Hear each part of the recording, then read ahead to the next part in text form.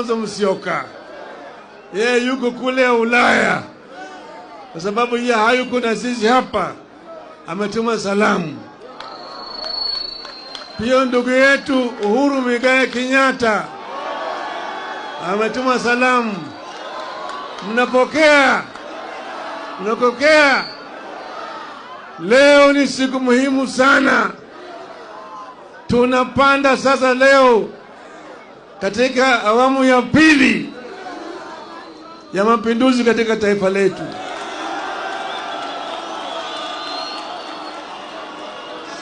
Kwa hivyo nataka mniruhusu kwanza niongee na dunia mzima, nieleze sababu gani nataka kufanya.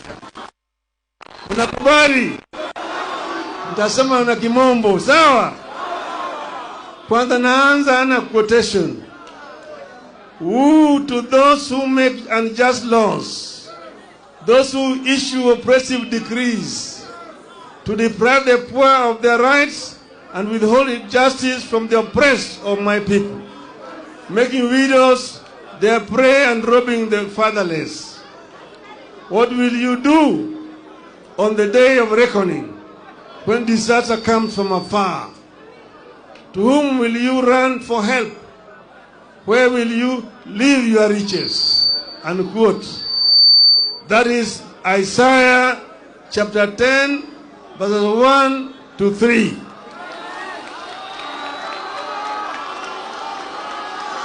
Mr. William Ruto used to love this verse.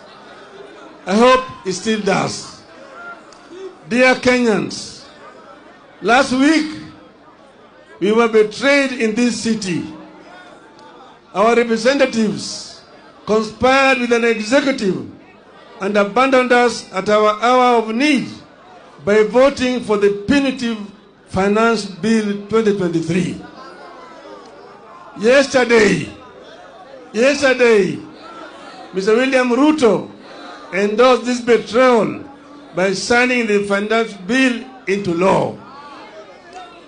We did everything that could be done to have Ruto listen to us and avert the confrontation over taxes. We petitioned the authorities and institutions. We demonstrated. We prayed in the house of worship. We begged to be heard. We sought amendments, and we pleaded with the members of parliament to stand up for us. Our petitions were thrown to the dustbin by Ruto's tyrannical hands. He slighted our pleas and violently dispersed our petitioners. Effective next week, therefore, fuel taxes rises from 8% to 16%. We will pay housing tax whether we need a house or not. The cost of basic goods, which has been weighing Kenyans down, is going up from next week again. At a time like this, silence would be a betrayal to the country. Silence would be treason. We cannot be a nation of people who, having eyes, refuse to see, and having ears, refuse to hear. We have suffered a cruel betrayal of our trust and confidence in the ability of our representatives to protect us. We must punish the traitors, and we must force a repeal of the Finance Act. But what happened this past week and yesterday is not just about the Finance Act. This is about the re-emergence of a dictatorship under leaders who cut their teeth and honed their political skills in an infamous school of dictatorship. We all know where Mr. William Ruto is coming from. We all know where Rigathi Gachagua is coming from. In the run-up to the vote on the bill, more than 90% of Kenyans rejected it. Even after MP the bill, polls continue to show that the majority of Kenyans did not like it. However, true to his character as a dictator, Ruto proceeded as if Kenyans had not spoken, and he imposed punitive taxes on us without our consent. That is contempt for the people. In a democracy, few individuals can use government as their tool against the people. The idea that only the wishes of Ruto and Gachagua matter in this country today must attract a very heavy price. Ruto is testing the limits of his illegitimate power.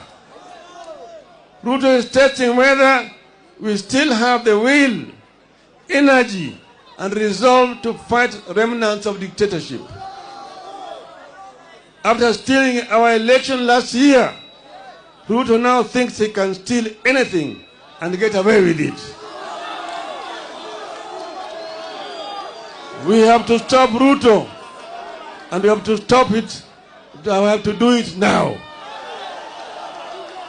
We must tell Ruto in no uncertain terms that he has stolen enough for the owners to notice, and he has known for stealing the wishes of the people.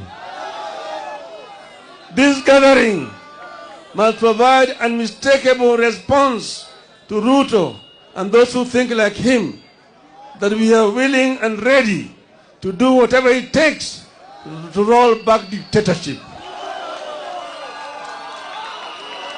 This gathering must make it clear to Ruto pay a heavy price for their unfortunate experiments.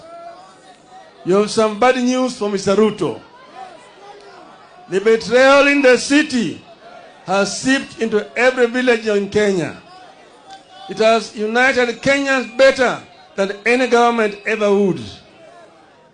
While the betrayal has shattered our faith in government and parliament, it has strengthened our faith in ourselves and our power. Consequently, Ruto and all those who think like him are going to learn the painful way never to mess with the people's food, fuel, and freedom.